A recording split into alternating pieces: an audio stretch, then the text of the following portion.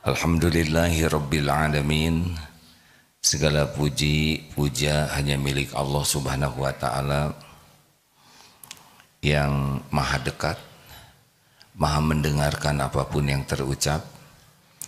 Allah yang maha tahu segala apapun yang kita pikirkan, setiap lirikan mata, setiap isi hati. Tidak ada yang tidak diketahui Allah. Allah menyaksikan segala-gala yang kita lakukan, tidak ada yang tersembunyi dimanapun, kapanpun. Dan setiap yang kita lakukan pasti tercatat, ada balasannya, tidak tertukar.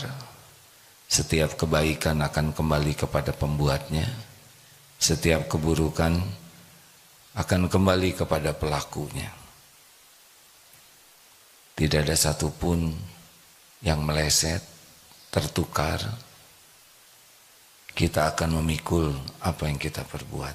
In ahsantum, ahsantum li anfusikum, wa in asatum falaha.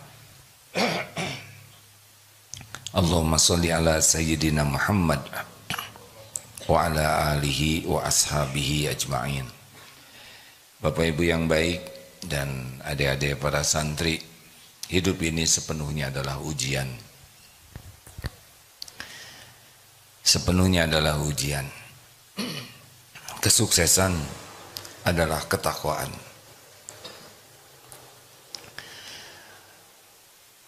Harta, gelar, pangkat, jabatan, kedudukan, popularitas sama sekali bukan tanda sukses. Kalau seseorang kaya bukan sukses. Orang punya gelar sepanjang apapun bukan sukses. Orang punya jabatan setinggi apapun bukan sukses. Sukses itu kalau pemberian Allah membuat kita semakin bertakwa kepada Allah. Diberi harta dan kekayaannya membuat dekat dengan Allah. Diberi jabatan dan jabatannya membuat semakin takwa. Diberi gelar, gelarnya membuat semakin takwa. Itulah orang yang berhasil dalam hidup ini. Karena orang yang sukses dalam pandangan Islam adalah inna akramakum indallahi atqakum. Yang paling mulia di antaramu di sisi Allah adalah yang paling bertakwa. Maaf. Apa itu bertakwa? Orang yang takwa adalah orang yang paling yakin kepada Allah dan berbuah kepatuhan kepada perintah Allah dan kesungguhan untuk meninggalkan apa yang Allah tidak suka. Jadi semakin yakin hatinya, semakin bersemangat melakukan apa saja yang Allah sukai, dan semakin bisa menghindarkan diri, menjauhi dari apa yang Allah tidak suka, itu semakin takwa. Salah satu ciri ketakwaan dalam hadis Imam Tirmizi, derajatnya hasan, tapi dalam penjelasan Al-Albani ini disebut hadis sahih. Min husni islamil mar'i tarkuhu ma la ya'ni. Di antara ciri kualitas keislaman seseorang meninggalkan hal-hal yang tidak ada manfaatnya. Jadi salah satu yang membuat seseorang itu mendekati ketakwaan di antaranya adalah kemampuan untuk meninggalkan, menjauhi hal-hal yang tidak ada manfaat atau yang sia-sia. Bapak Ibu yang baik, hidup ini sepenuhnya ujian. Ujian itu mudah atau susah, kata kuncinya adalah semakin takwa atau tidak. Karena Allah sudah janji, wa may yattaqillaha yaj'al lahu makhrajan. Barang siapa yang bertakwa, baginya jalan keluar. Persoalan apa saja, semua persoalan yang kita hadapi Allah sudah tahu. dan terjadi pun dengan izin Allah. Dan yang paling menguasai solusi hanya Allah. Tidak ada pertolongan selain dari Allah. Kalau Allah mudahkan, mudah. Kalau Allah tidak tolong, pasti susah. Tidak ada persoalan yang rumit bagi Allah Subhanahu wa taala. Semuanya ada dalam kekuasaan Allah. Jadi masalah terbesar dalam hidup kita bukan masalah hidup, bukan masalah keuangan, bukan masalah keluarga, bukan masalah anak-anak, bukan masalah kesehatan, bukan itu masalah terbesar dalam hidup kita. Masalah hidup kita ini, kita serius tidak jadi ahli takwa, itu saja. Karena kalau kita makin bertakwa, kita seperti diberi kunci, Allah nanti menyelesaikan masalah kita. Jadi pikirannya harus kita robah, bahwa solusi itu bukan karena kepintaran, bukan karena pengalaman, bukan karena kekuatan, bukan karena kehebatan, bukan karena jaringan, bukan. Walaupun punya kepintaran, kalau Allah tutup saja. Solusi terbaik itu adalah karena ketakwaan. Jadi kalau Bapak ingin istri soleha, istrinya semakin soleha, apa rahasianya Pak? Bapak jadi suami yang paling soleh. Bapak tidak bisa menyolehahkan istri. Ibu, ini ada tamu nih dari jamaah Masjid Baitus Salam Semarang, 120 orang. Mana? Masya Allah, Alhamdulillah. Selamat datang. Kulo ngaturaken matur suwun sanget. Samenika kula durung saged basa Jawa yo. Ngaturaken minta maaf. Sia-sia. Ibu ingin punya suami yang baik? Bu, ibu ingin suami ibu jadi suami yang soleh? Ibu bisa menyolehkan suami tidak? Ibu bisa menyolehkan suami tidak? Gak bisa. Hanya Allah yang bisa menyolehkan suami ibu. Apa yang harus dilakukan agar suami ibu soleh? Jadi istri yang solehah, yang bertakwa. Itu solusinya.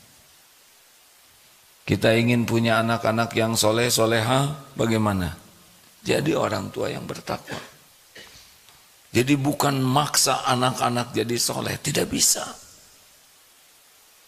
Kunci pertamanya, layakkah saya dititipi anak yang soleh? Hanya Allah yang bisa membulak-balik hati anak-anak, bukan kita.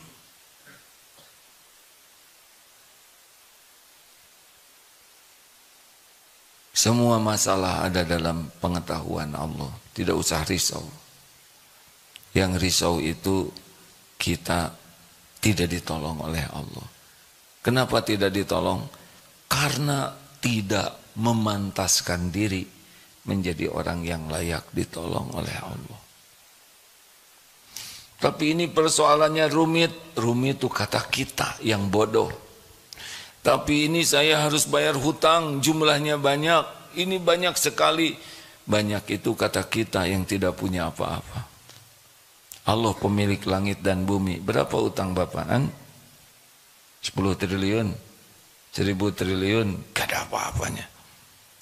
Penjahat juga banyak yang dikasih lebih dari itu. Maka selalu pikiran kita tuh, saya makin takwa atau tidak? Iman saya makin kuat atau tidak? Amal soleh saya makin berkualitas atau tidak? Ada yang dililit hutang. Saya itu sudah tahajud. Saya sudah 40 rakaat minimal sehari. Ya bagus. Tapi pertanyaannya yang Allah sukai itu bukan hanya mengerjakan sholat, tapi mendirikan sholat. Bapak sudah tahu belum bedanya mengerjakan dengan mendirikan? Kalau yang mengerjakan sholat, ya asal saja sholatnya. Ada yang mengerjakan sholat tetapi Allah tidak menyukainya. Tadi waktu subuh dibaca, wawailul lil musallin alladzina hum an sholatihim sahun. Ini sholat ini penting sekali nih. Ketakwaan kita ini dari sholat kelihatannya. Salah satunya. Coba di dalam surat Al-Baqarah, alladzina yu'minuna bil ghaibi wa yuqimuna sholata wa mimma razaqnahum yunfikun. Sesudah yakin kepada yang gaib, itu ciri orang yang takwa. Alif lam mim zalikal kitabul la raiba fihi hudal lil muttaqin. Siapa? Alladzina yu'minuna bil ghaib, yaitu orang-orang yang beriman, orang yang bertakwa tuh yang beriman kepada yang gaib. Dan nah yang kedua apa? Mendirikan sholat. Yang seperti apa? Yang sholatnya lalai, yang Allah tidak suka walaupun kita sholat. Cirinya ada berapa? 6. Ini sudah sering disampaikan, tapi ini penting karena kita merasa sudah sholat. 1, cirinya berat. Kalau kita merasa malas dan berat melaksanakan sholat, ciri-ciri itu kita masih jauh dari ketakwaan dan sholatnya tidak mendatangkan pertolongan Allah. Wasta'inu bis-sabri was-shalah. Ada yang nanya, kenapa sabar dulu? Kenapa sabar dulu baru sholat? Wasta'inu bis-sabri was-shalah. Karena orang yang tidak sabar tidak bagus sholatnya. Bahkan banyak yang tidak sabar itu ya tidak sholat dia. Dan sholat khusyuk itu pasti karena sabar. Cirinya malas, berat. Tuh ciri pertama, periksa. Termasuk sholat rawatib. Biasanya berat, hanya maunya yang fardu saja. Fardu dilaksanakan, tapi sunnah-sunnah berat, tahajud berat. Ini ciri-ciri ini kurang bagus kualitas sholat. 2, riya. Ingin dilihat orang, dinilai orang. Kalau sholat kita lebih senang dinilai orang daripada dinilai Allah, ciri-ciri. 3, senang mengakhir-akhirkan, dilambat-lambatkan, tidak bersegera dalam sholat. Ini ciri-ciri nih. Karena amalan yang dicintai Allah, as-sholatu ala waqtiha. Sholat tepat pada waktunya. Kalau kita sudah terus mau di akhir-akhir, adzan berkumandang tetap ngobrol, adzan sudah selesai tetap tidak bergerak, ini ciri-ciri nih. Ada saja alasan, masakan belum beres, ini belum nyuci, belum kering, ini rapat belum tuntas, ada saja, itu udah ciri tuh. 4, cepat sholatnya tuh, ringkas, tidak ada tumanina, Allah ruku, sujud, begitu saja. Padahal salah satu yang dipentingkan dalam sholat adalah tumanina, tenang. Yang keberapa? 5, sedikit ingat Allahnya. Tadi sholat bagaimana? Dibaca ayat yang agak panjang, makin lengkap lamunannya, ya. Ketika dibaca yang pendek, nah ini dia nih, benar imam nih.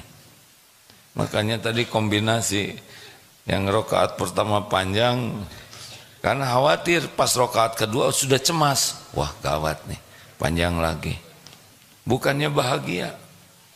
Kenapa kita tidak menyukai, sebagian tidak begitu suka imam bacaannya panjang? Tahu kenapa? Karena tidak mengerti artinya. Kalau mengerti nikmat saja. Mau imam baca sepanjang apapun nikmat saja. Ini saya sudah 15 menit bicara. anteng saja begini ya. Karena apa? Karena mengerti. Berapa banyak di antara kita yang sholat dan tidak mengerti arti bacaan sholat? Benar? Bagaimana kita bisa khusyuk? Kita tidak mengerti apa yang kita baca. Kenapa kita tidak mengerti? Karena tidak mau belajar untuk mengerti. Kita puas apa adanya. Puas dengan sholat yang apa adanya. Dari dulu itu. Yang dipegang cuman pelajaran SD. Sekarang umur 70 tahun. Jadi jelas. Kenapa hidup ini ribet terus, Pak? Halo? Jelas tidak? Karena memang kita tidak melakukan apa yang Allah sukai. Kita sholat, tapi tidak mendirikan sholat. Yang Allah sukai itu mendirikan sholat. Wa aqimis sholat lidzikri, dan dirikanlah sholat untuk mengingatku, mengingat Allah. Lah kita sholat segala diingat selain Allah. Jadi kebalik-balik. Makanya salah satu ciri ketakwaan seseorang pasti bagus sholatnya. Dan yang keenam, ciri orang yang lalai dalam sholat adalah malas berjamaah. Ini bapak-bapak dari Semarang tiap hari pasti ahli masjid nih. Jangan cuma pikniknya aja. Giliran mau ayo ke Bandung, ke Darut Tauhid, daftar. Tapi hari-hari jarang ke masjid. Tidak bisa, Pak. Apalagi lelaki, dibakar tuh rumahnya. Rasulullah tuh sampai mau membakar rumah dalam tanda kutip ya. Laki-laki yang tidak ke masjid. Laki-laki tidak ke masjid tidak usah disebut lelaki solehah ya. Tetapi ya tidak jantan lah. Nah hadirin sekalian, jadi kalau ada masalah itu yang kita pikirkan tuh bukan sibuk memikirkan solusinya saja, tapi memikirkan bagaimana Allah menolong kita. Itu yang benar. Bukan saya memecahkan masalah, tapi bagaimana saya ditolong Allah memecahkan masalah. Bagaimana saya bayar hutang? Bukan bagaimana Allah melunasi hutang-hutang saya. Bagaimana saya menjadikan anak-anak jadi soleh? Bukan bagaimana Allah menolong menyolehkan anak-anak. Kita kadang takut, misalkan takut oleh anjing yang takut digigit anjing. Seharusnya takut Allah mengizinkan anjing menggigit kita. Bukan takut celaka, tapi takut Allah tidak melindungi kita. Jadi harus ke Allah dulu, pemilik keselamatan. Ini Bapak dari Semarang ke sampai sini selamat, itu hanya Allah yang nyelamatin, Pak. Kita jarang menyadari bahwa selama ini kita bisa selamat itu pertolongan Allah. Tiap hari kita pergi ke sana sini, tuh ada yang celaka di jalan. Kita kok nggak celaka? Berarti Allah melindungi kita. Tiap waktu kita makan langsung masuk ke saluran tenggorokan, kerongkongan, nggak tahulah apa namanya, pokoknya selamat. Siapa yang nyelamatin ini? Tuh ada yang tersedak, betul tidak? Kita jarang menyadari kenapa minum tidak ngumpul di paru-paru. Kita jarang menyadari bahwa kita tuh setiap saat dijaga, dilindungi, ditolong oleh Allah. Benar?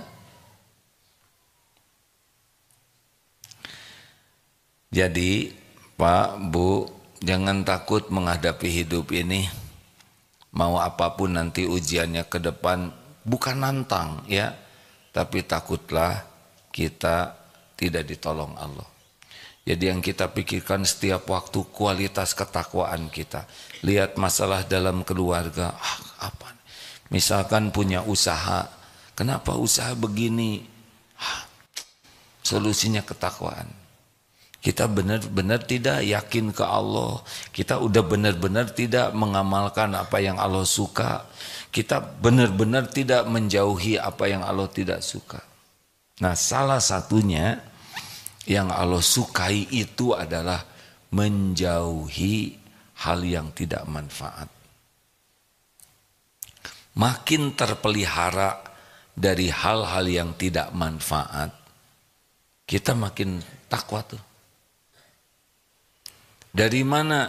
Coba kita usut dari atas ya. Dari pikiran kita. Kita sering tidak memikirkan hal-hal yang tidak manfaat. Kenapa segala urusan kita pikirkan? Sedangkan Allah yang harus kita tafakuri, tidak. Kenapa tetangga beli mobil kita pikirkan? Dari mana uang mukanya? Berapa kali cicilannya? Itu mobil bekas atau siapa? Mau apa? Kenapa kita harus menyelidiki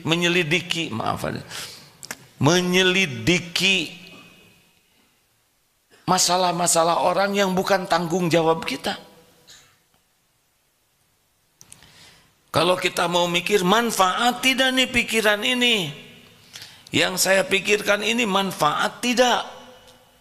Itu tanya, udah mikir yang manfaat. Apa yang bisa membuat kita makin ingat Allah, yang membuat kita makin taat kepada Allah, yang membuat kita makin yakin ke Allah? Ilmu, banyak pikirkan zikrullah, banyak pikirkan apa yang Allah sukai. Kalau nggak suka, udah. Sebel banget orang itu menghina saya, udah, mengapain kita mikirin dia? Tapi dia menghina saya terus, udah. Tuhan kita tuh Allah. Apa yang harus kita lakukan kepada orang yang menghina kita? Apa coba? Apa? Maafkan. Wal 'afina 'anil nas. Selesai. Orang menghina kita, izin Allah bukan? Izin Allah. Ada kebaikan tidak di sana? Pasti ada. Nah, itu yang dipikirkan. Oh, Allah mengajari saya untuk tidak suka menghina orang lain. Saya dihina orang berarti ini perbuatan yang tidak boleh saya lakukan. Saya dihina orang adalah jangan-jangan ini karena saya suka menghina orang, sehingga ini menimpa saya. Tuh begitu. Jadi mikirnya tuh positif, sesuatu yang jadi amal soleh. Mata, hati-hati hadirin, orang Indonesia 5,5 jam buka HP. Berbahagialah yang HP-nya jadul sehingga membosankan. Yang HP-nya canggih, makin bagus, makin cepat, kuotanya banyak, internetnya cepat. Di sini nih bisa menguatkan iman, melemahkan iman. HP ini nih bisa membuat kita jadi ahli takwa atau jadi orang yang Allah murka. Di sini nih, di sini hadirin yang punya HP. Serius, ini serius sekali. Karena berjam-jam kita membuka ini. Kalau yang kita buka hal yang manfaat, yang membuat kita ingat kepada Allah, ilmu yang manfaat, di sini penguat iman. Tapi nafsu kita tidak suka lihat yang baik-baik. Nafsu kita itu ngajaknya lihat yang error di sini. Nggak tahu kalau kakek-kakek masih suka lihat yang error, kakek-kakek juga lelaki. Ya udah tuh berarti error juga. Padahal saya kakek-kakek juga.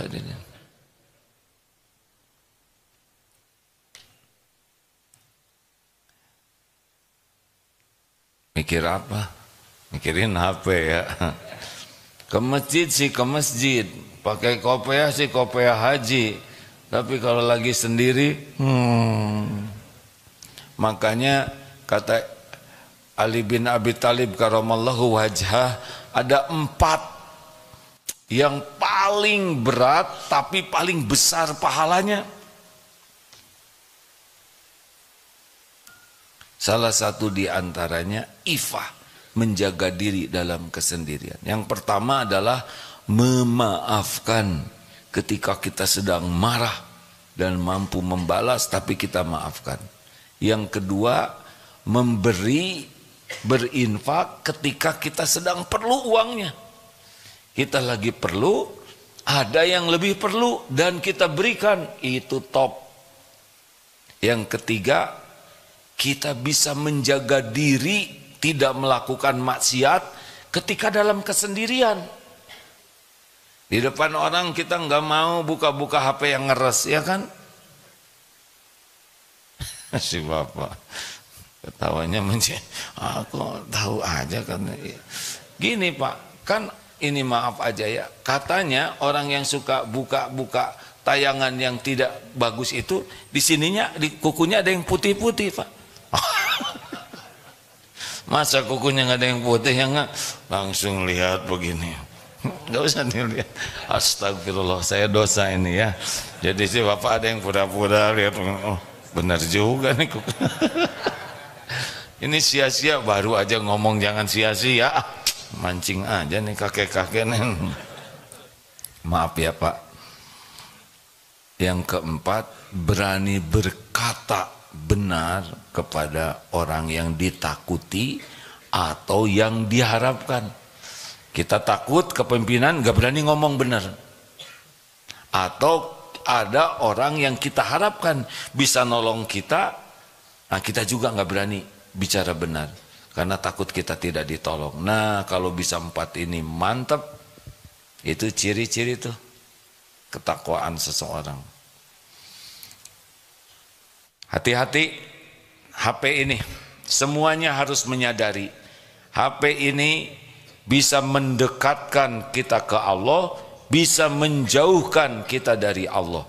HP ini bisa membuat kita lebih takwa, atau HP ini bisa membuat kita rontok ketakwaan kita. HP ini bisa membuat kita jadi orang yang ditolong Allah, atau sebaliknya. HP ini kalau tidak hati-hati membuat kita jauh dari pertolongan Allah.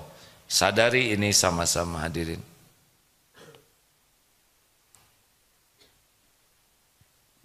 Kelihatannya semua serius ini. Kalau gitu mau saya jual, jual lah.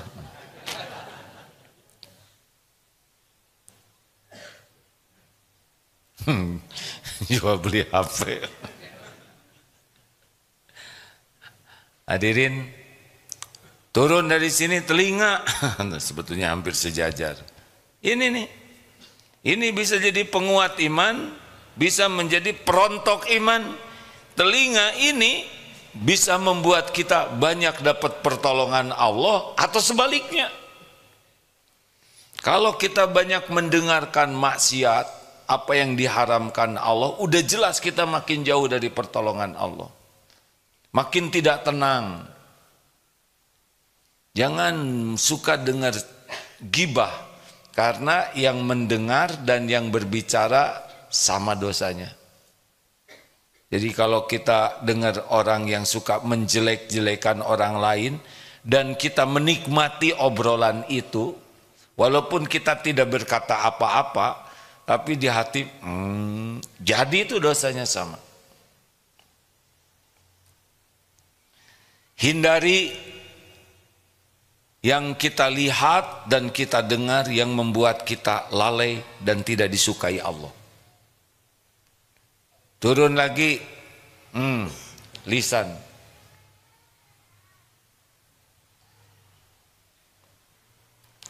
Nggak apa-apa Bu, itu ada adik kita menangis. Nggak apa-apa, tenang ya. Pasti suatu saat berhenti tangisannya ya. Pasti, nggak mungkin nangis seumur hidup, betul tidak? Dan kita yang mendengar, ya nggak apa-apa. Anak dibawa ke masjid gak apa-apa. Ada hadisnya. Rasulullah SAW pernah mendengar ada bayi yang menangis dan beliau mempercepat sholatnya. Berarti terdengar. Khusyuk itu bukan tidak mendengar apa-apa.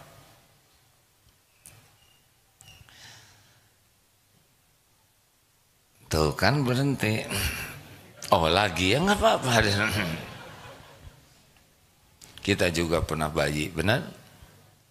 Masih mending ini nangisnya di masjid, kita nangisnya di pasar. Lanjut. Nah mulai ke yang berbahaya, lebih bahaya. Ini lisan. Kalau orang sudah banyak bicara sia-sia, itu lebih dekat kepada bicara maksiat.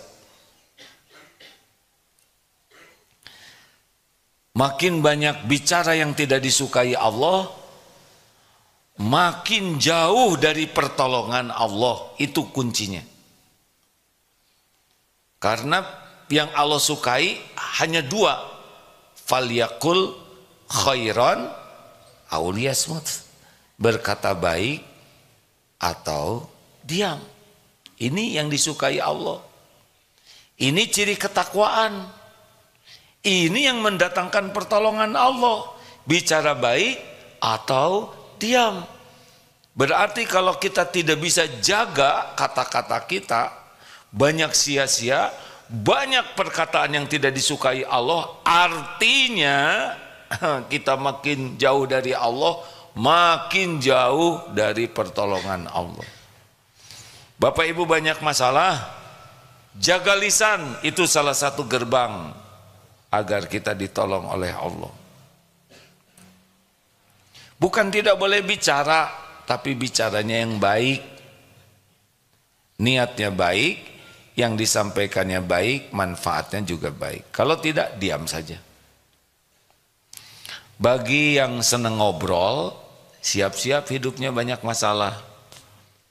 Ya, karena setiap ngobrol itu sangat berpeluang tergelincir. Tergelincir hati, niatnya jadi ujub, jadi ria, jadi dengki, banyaklah. Setiap kali ngobrol itu hati akan main terus. Lalu perkataannya bisa bohong, bisa ditambah-tambah, bisa menghina, bisa menyakiti orang, bisa gibah, bisa fitnah, bisa dusta. Selama bicara sangat berpeluang kita tergelincir hati, juga tergelincir kata-kata, dan itu artinya kita semakin menjauhkan dari pertolongan Allah.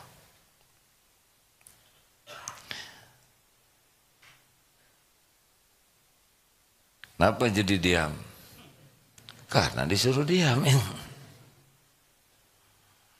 Sepi dong, kalau diam. Ya kalau mau bicara, bicara saja. Itu perintahnya juga, falyakul khairan, bicara dulu baru diam. Tapi syaratnya bicaranya baik. Dari Semarang ke sini, aduh jauh. Jadi dekat nggak sih dengan bicara begitu? Jawab, enggak, jadi berubah, benar? Macet, jadi lancar. Jadi lancar tidak? Nggak usah bicara itu. Aduh capek. Terus jadi gimana? Salah sendiri. Kenapa ikutannya? Udah jelas dari Semarang ke sini jauh. Yang dekat dari Semarang kemana Mas? Ke mall. Seperti mau ke Mekah. Aduh 9 jam. Ya udah cari yang 9 menit. Mau apa kita mengeluh? Mau apa kita mencela? Mau apa kita ngerasuloh? Memang pilihan kita mau pergi, benar? Nikmati. Capek itu penggugur dosa. Badan sakit-sakit itu penggugur dosa. Gak usah mengeluh. Tapi ya, suami saya tuh, siapa yang milih? Dulu tapi nggak kayak gini suami saya. Ibu juga dulu nggak kayak gitu, ya nggak? Udah bicara yang baik saja. Alhamdulillah. Pengen ditolong oleh Allah, jaga lisan. Jangan bicara sekuat tenaga kecuali mikir dulu. Baik tidak niatnya, benar tidak yang saya sampaikan, apa dampaknya, Allah suka atau tidak. Makin jaga lisan dan ikhlas menjaganya karena Allah yang menyuruh, insya Allah makin dekat dengan ketakwaan, makin dekat dengan pertolongan Allah. Orang-orang yang bicaranya tidak terjaga, jauh dari ketakwaan, jauh juga dari pertolongan Allah. Jadi salah satu yang membuat hidup kita menderita, tidak menjaga lisan. Kita sudah tua nih Pak, udah banyak bicara dari dulu ya kan? Nah sekarang bagian diam.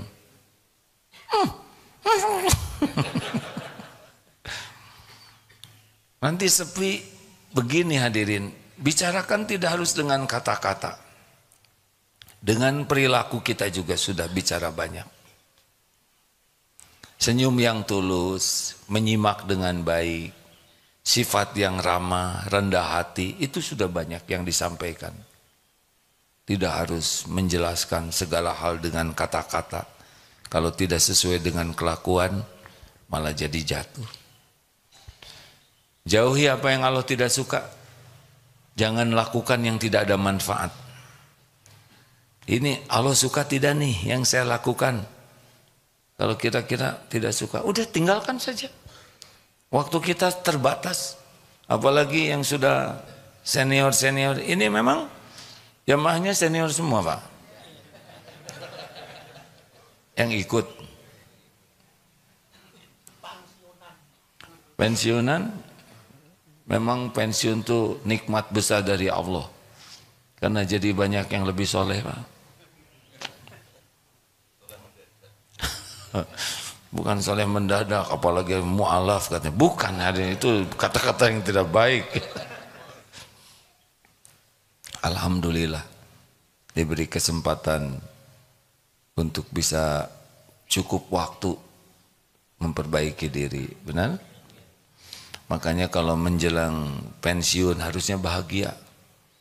Karena kita tidak lagi terikat lebih banyak oleh aturan-aturan yang kadang menghambat waktu kita mendekat ke Allah. Dan yang paling berat itu kalau lagi kerja tuh kecenderungan munafiknya lebih besar. Acting terus. Duniawi saja. Seakan-akan mau dibawa kemana dunia ini.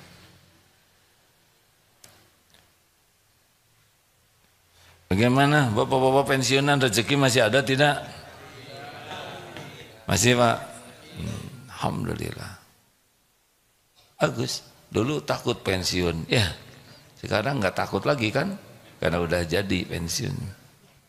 Banyak yang takut tua. Tenang aja kalau udah jadi terima ya Pak ya.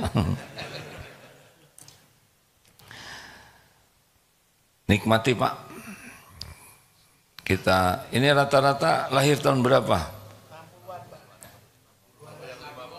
Ada yang 50-an. Berarti sebagian sudah bonus ya? Yang di atas 63 bonus tuh Pak. Harus benar-benar bersyukur. Yang mau 63 ya siap-siap. Saya sekarang 62 Pak. Setahun lagi 63. Harus siap-siap betul, bisa lebih cepat. Takut jangan mati, oh jangan takut. Dunia ini mampir. Harusnya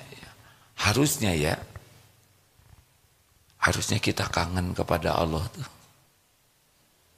Harusnya kematian tuh sesuatu yang kita rindukan. Bapak-bapak dan ibu-ibu dari Semarang ke sini, pasti suatu saat lebih senang pulang, gak mau lama-lama di sini ya enggak? Iya kan? Ayo pulang, senang tuh. Kayak haji aja, 40 hari itu. Kangen pengen pulang ke Indonesia. Karena di sana cuma mampir.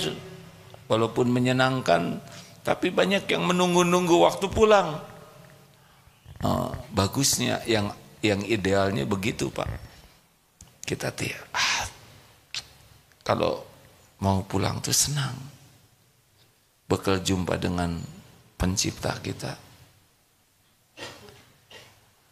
yang maha baik, yang mengurus kita setiap waktu, yang menutupi aib-aib kita, yang menjaga kita siang dan malam, yang kasih sayangnya tidak pernah bisa ditandingi siapapun. Harusnya kita kangen, rindu kepada Allah, ya. Harusnya begitu.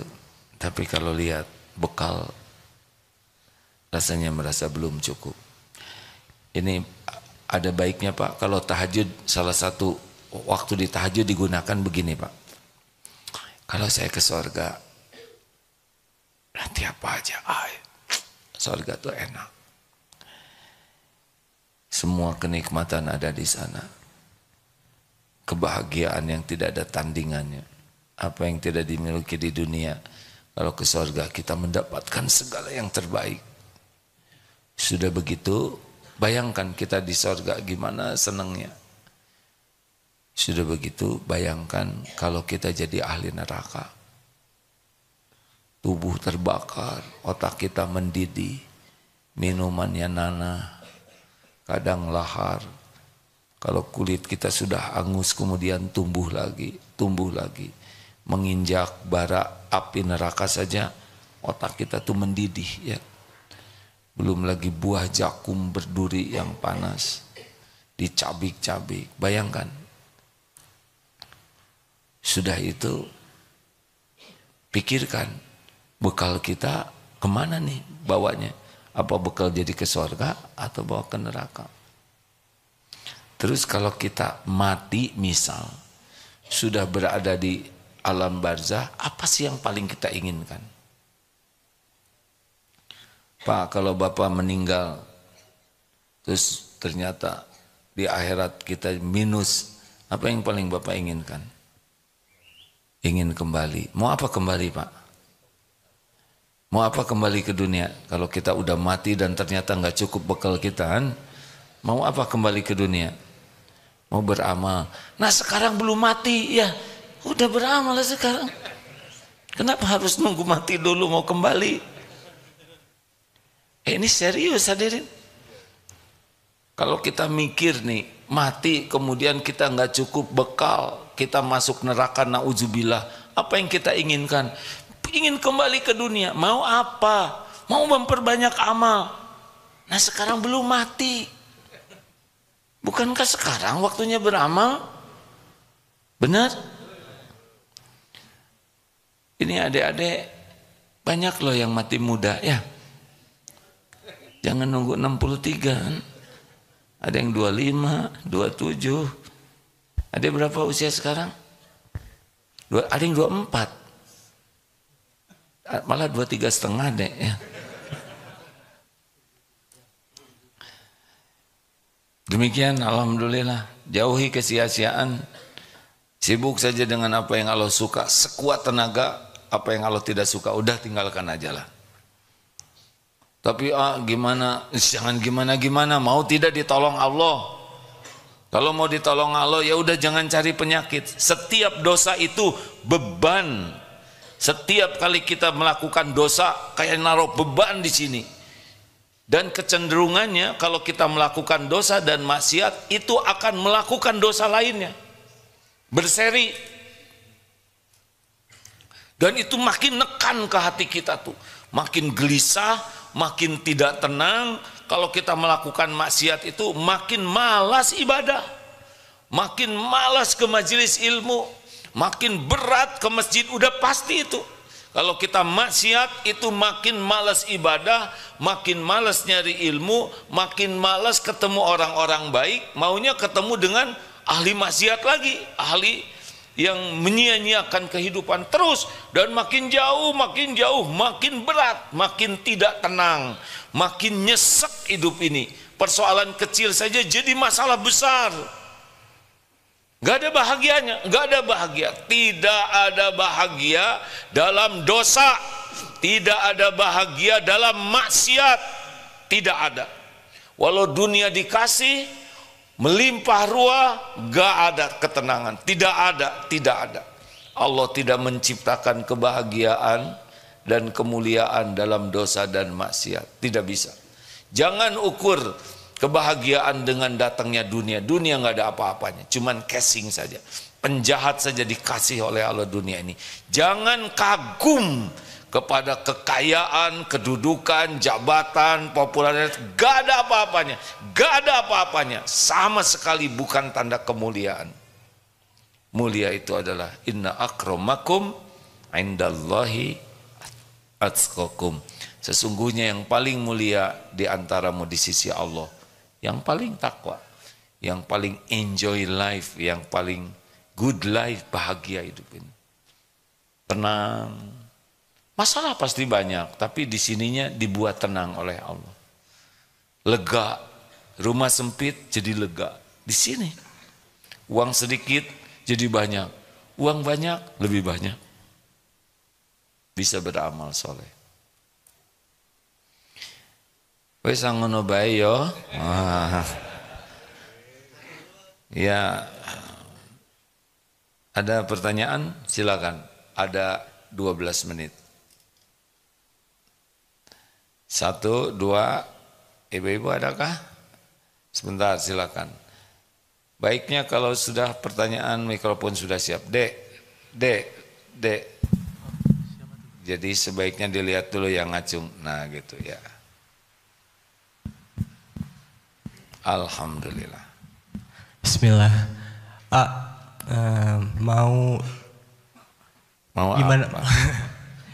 Mau tahu tips gimana caranya kita berdoa terus kita tuh yakin meskipun itu doa keinginan dunia, kita tuh yakin bahwa Allah tuh mengabulkan dan sebelum kita meninggal tuh kita pengen banget terkabul doa itu tuh. Mau apa? Jika saya melihat kondisi sekarang pengen memberangkatkan umroh, kemudian membarengi umroh gitu. Terpikir tuh gak bakal mungkin gitu, dan sebelum mati gak bakal mungkin tuh gimana? Dengan kondisi keuangan ataupun ilmu gitu. Jadi gak mungkin. Nah itu yang gak akan terjadi itu deh. Ingin karena meyakinkan gitu. Ana inda zanni abdi bi. Aku sesuai prasangka hambaku. Ingin yakin? Ada udah berapa tahun hidup? 27. Rezeki dicukupi terus? Kan? Cukupi. Apa yang kurang dari Allah? Pernah Allah nggak ngurus sehari saja? Tidak pernah. Diurus terus. Apa yang kurang dari Allah selama ini? Ada yang kurang nggak dari Allah? Tidak ada. Tidak ada. 27 tahun hidup diurus oleh Allah, masa masih curiga? Kalau yang tadi keinginan dunia itu gimana? Pengen apa dunianya? Umrohnya itu. Bukan pengen dunia itu. Kecuali umroh untuk diekspos, untuk jadi konten, ya, untuk mendatangkan iklan, itu dunia. Itu umroh itu ibadah. Kenapa menyebut dunia? Mintalah ke Allah. Semua yang umroh juga Allah yang undang. Dan sebagian besar yang umroh itu tidak, syariatnya tidak ngongkos sendiri deh.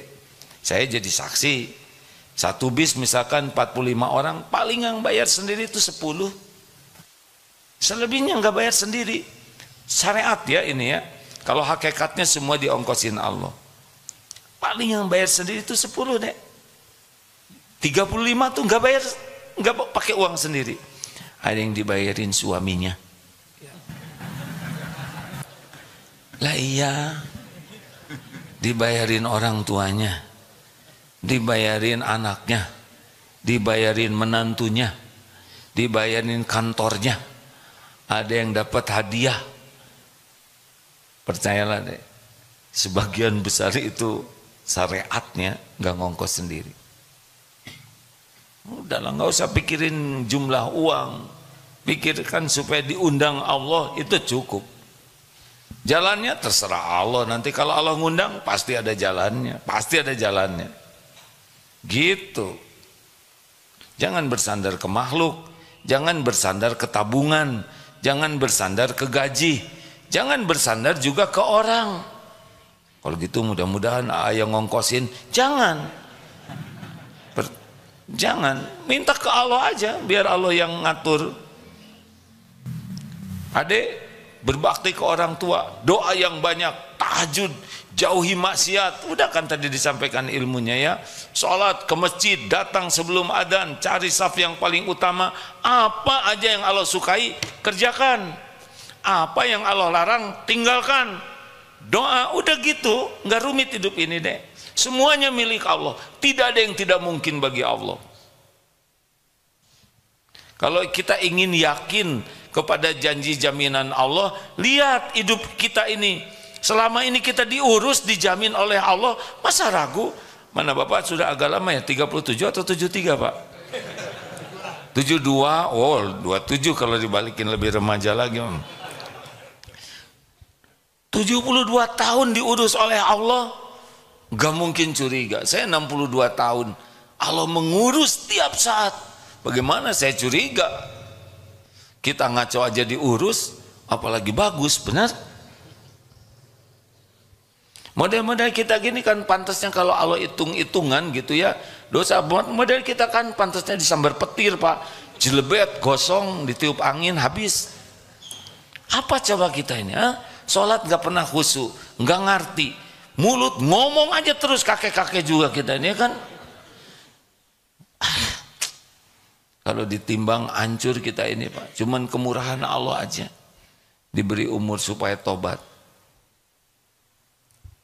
Begitu deh. Lanjut. 2. Oh, jangan berkelahi Pak, tenang, kita sudah tua ya. Bah, Abah mau?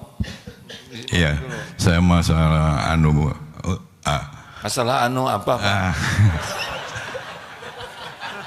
2 tahun yang lalu jadi ini ulasan aja mungkin masalah corona itu, cara berpikir kita waktu itu.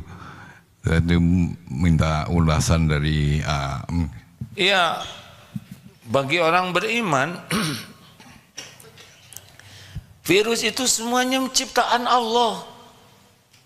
Allah yang menciptakan. Apa sih pekerjaan virus corona itu? Ya pekerjaannya bertasbih saja. Terus yang kena sakit, yang gimana? Yang memang udah oleh Allah ditugaskan. Si virus sendiri nggak milih Pak. Dia ujuk-ujuk ada ya kan.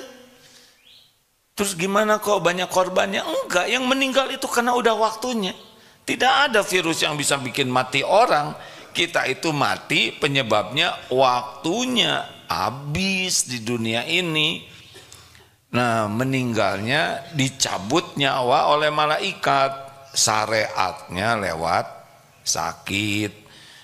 Kita nggak boleh mengkambing hitamkan virus, paling juga mengviruskan hitam. Gimana kambing hitam, virus hitam ya, kasihan kambing ya.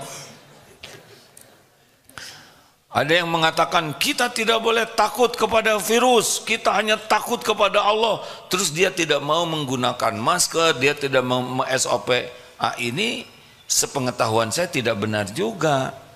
Karena emang dalam Islam, dalam usul fikih, menolak kemudaratan itu sederhananya ya, lebih diutamakan daripada yang mendatangkan kemanfaatan. Misal kita salaman, itu manfaat. Tapi pada waktu itu salaman bisa menjadi syariat penularan.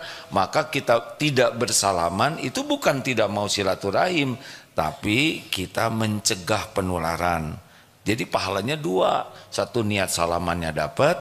Yang kedua, menjaga diri dari tidak menularkan, itu dapat pahala. Jadi semuanya berpahala. Gimana kalau kena COVID? Saya alumni Pak ya. 2 kali kena, ya udah nggak apa-apa. Saya dengan Syekh Ali Jabir selisihnya sehari itu. Beliau kena duluan, besoknya saya, kemudian beliau masuk rumah sakit, saya masuk rumah sakit, tapi Allah lebih rindu kepada beliau, bekalnya sudah banyak, pulang duluan. Saya diberi kesempatan taubat. Jadi tidak boleh berlama-lama.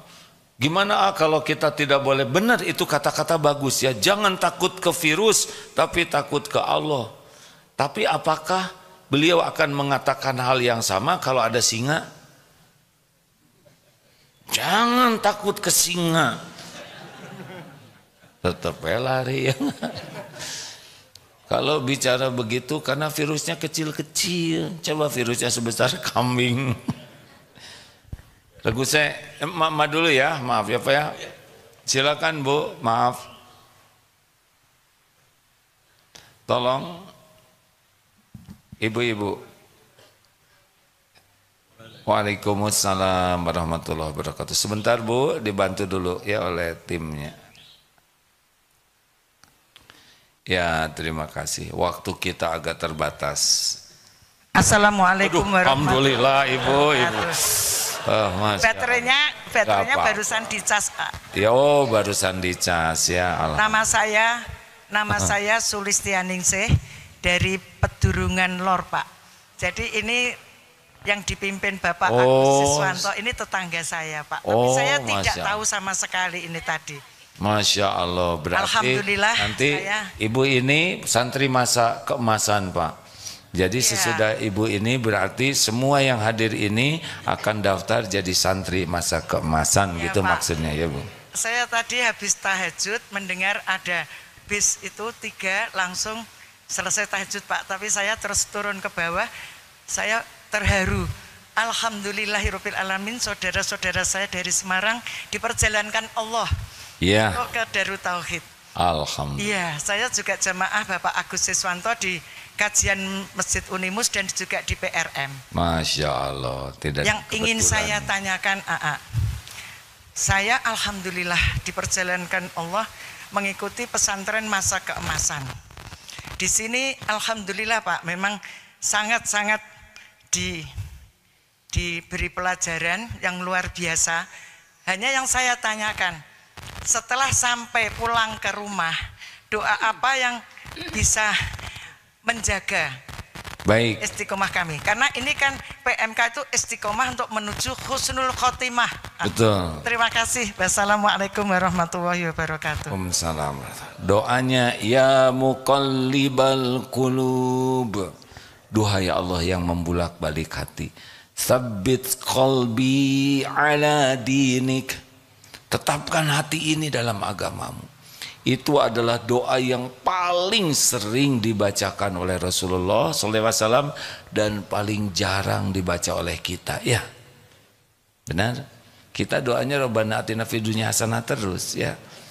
Tidak apa-apa doa itu dibaca baik, tapi jangan tinggalkan ya muqallibal qulub sabbit qalbi ala dinik. Itu diantara doanya. Dan satu lagi, Rabbana la tuzigh qulubana ba'da id hadaitana wa hab lana min ladunka rahmah innaka antal wahhab. Ini supaya tidak dicabut sesudah Allah ngasih hidayah. Harus minta. Istiqomah itu hanya datang dari Allah. Minta kepada Allah, ya Allahumma rzuqnal istiqomah. Ya Allah, rizkikan kepada kami